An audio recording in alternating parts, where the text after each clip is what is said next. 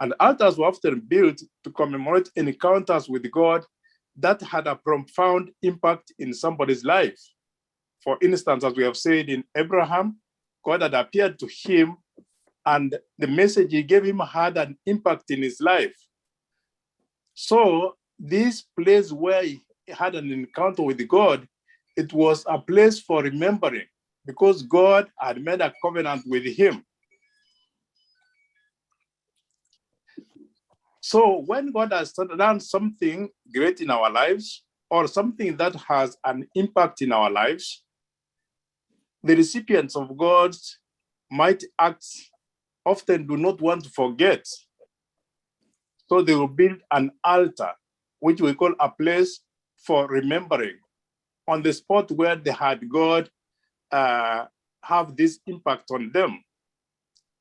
However, the challenge we'll have today is sometimes we have had this, then we forget. Is that we're supposed to remember, but as humans, fallen as we are, we usually forget even what God has done for us. And as I said, we want to look at 4 patriarchs. That is Abraham, Isaac, his son, Jacob, his grandson, and then one of the judges in the Old Testament, that is Gideon. For Abraham, as I said in Genesis 12:7, God had promised that he was going to give the land of Canaan to his descendants. And that's why Abraham built an altar there where he had this encounter with God. And that he called that place Shechem. And even in the later days in the history of the children of Israel, this place where Abraham, their forefather, had an encounter with God, did have an important religious significance in their lives. It was a place of remembrance, not just for Abraham alone, but also for his descendants. So in that moment, God had promised to transcend everything normal in Abraham's life and make his seed a great and mighty people, although at this time he does not have a people. And we sometimes find ourselves in situations like Abraham, where God has directed us to do some things or to do some work for him. And sometimes we don't know what his plan is. Sometimes we question, or in our own human mind, we think, oh, maybe I should be doing this way. So we sometimes put our thoughts in play instead of following God's counsel on what he has directed us to do. And Abraham would be a good example of what he did after the encounter with God. He didn't ask questions that when will I have these descendants, but he trusted God and he took God at his word. When Isaac was wandering in the desert of Ger, and this is after some time, his dad had died and there was famine in the land, and they went to King Abimelech.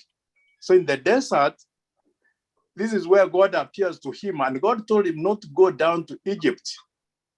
He promised him that he asked Isaac, or instructed Isaac, to stay in the land. Remember, there was famine, but God tells him to stay there. And he gave him the same promise as we read in Genesis 26, verse 24. He said, I am the God of your father Abraham. Do not fear, for I am with you. I'll bless you and multiply your descendants. The exact words, almost what he told his father. So after this encounter, Isaac built an altar as a place of remembrance, to remember the works of God that he had done to him, the marvelous works.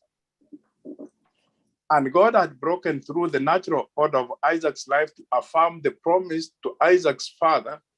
Now Isaac's promise also. So the promise from Abraham becomes his own promise.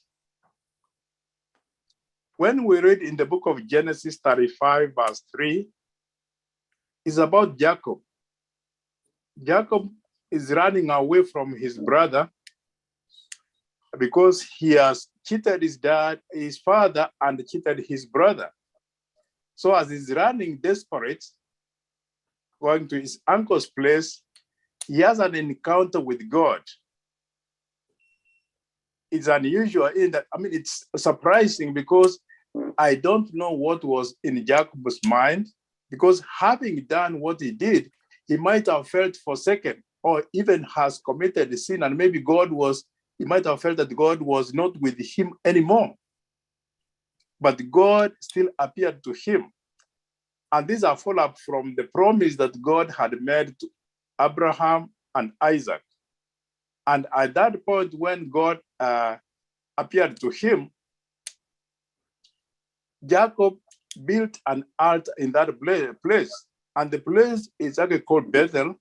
And Bethel also has a significance role had a significant role in the lives of the children of Israel as a place of remembrance. And going by looking at Jacob's story, there are times in our lives we have turned against God. We have maybe done things that sometimes can appear unforgivable to our brothers, to our sisters, or our parents, or our family. And sometimes we feel dejected. God still pursues us as he did for Jacob. And Jacob, out of this encounter with God, he built an altar of remembrance about the promise that God had given him. When we take the story of Gideon, and this is the time the children of Israel had disobeyed God. So God left them in the hands of the Midianites for 7 years. And the Midianites were very harsh on them. So they cried to the Lord, and God had mercy on them because he saw their oppression. And God sends an angel to Gideon where he was threshing his harvest. And the angel gave him a message about what he wanted to do. He wanted to use him to deliver the children of Israel. And the Gideon, looking at himself, he didn't see if he could do that. He came from the house of Manasseh, I think, which was not one of the major tribes of Israel. So he didn't see how, coming from such a small tribe, insignificant tribe, he could be given the burden of delivering the children of Israel. He himself was not the strong man, was not the strongest. But this was God speaking, and Gideon asked for a sign from the messenger who had been sent. And when the messenger confirmed through the sacrifice he offered, then we find Gideon also built an altar where the Lord had spoken to him. So even in our lives, I know each one of us, we have had different journeys in our lives. We have been through situations where we have had hard times. We have been betrayed sometimes by friends, by family, or we have gone through sicknesses or situations which are very tough.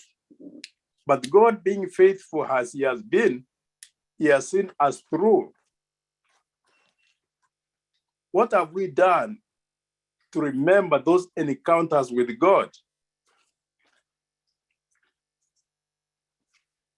When the children of Israel were in the desert going to Canaan, God always reminded them to tell their children and their grandchildren through the generations what God had done to them.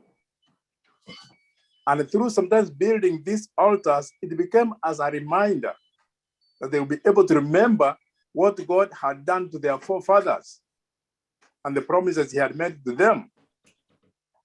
And in our lives, I don't know whether we have remembrance or testimonies that we can leave behind and say, this is what God had done for us, or this is how far God has brought us. And as we look at these stories of these patriarchs this evening, that is one of the things that we should think about. Look back and see what God has done in our lives, how far He has brought us. And sometimes maybe we promise to build altars for Him, but once we were through, we forgot about it. I remember one of the most common experiences for us as migrants here in the US. Sometimes when we were looking for a visa, is a time when we pray very hard, get the visa and come to America. Then we promise we will remain faithful. But when we get here, as the situation is, sometimes we get too busy that we even forget the promises we made. So as our topic is for this week, back to the altar, that is, we need to get back to the presence of God. In one way or another, we have wandered away. So the call is to get back to the altar. And there are many things we have seen in our lives, not only problems. God has blessed us in many ways. We sing a song about counting our blessings. Sometimes we complain about the difficulties or situations that we meet that are hard, and we forget the blessings that God has given us. There are many things God has done for us. Most of these things, sometimes some people may see God's mighty acts in their lives as mere moments of coincidence or chance, or their own achievements. Others recognize the moving of God and do all within their power to never forget what He has done.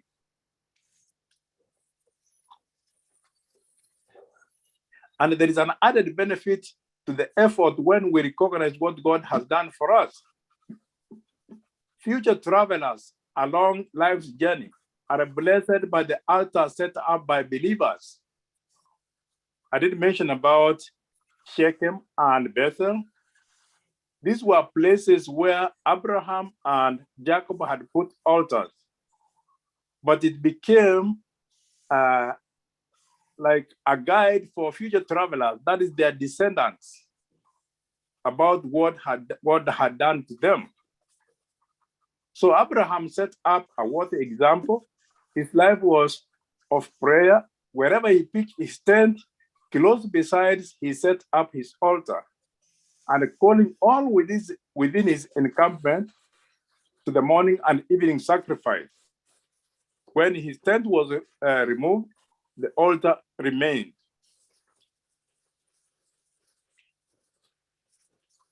So as we read in Genesis chapter 12, verse 7, and there he built an altar to the Lord who had appeared to him. It's a challenge in our lives when God has appeared to us, or where God appears to us. What altar or remembrance do we have about that? And I was thinking about things we normally remember in our lives. I know we have birthdays, we have anniversaries, achievements, which we'll celebrate about regularly.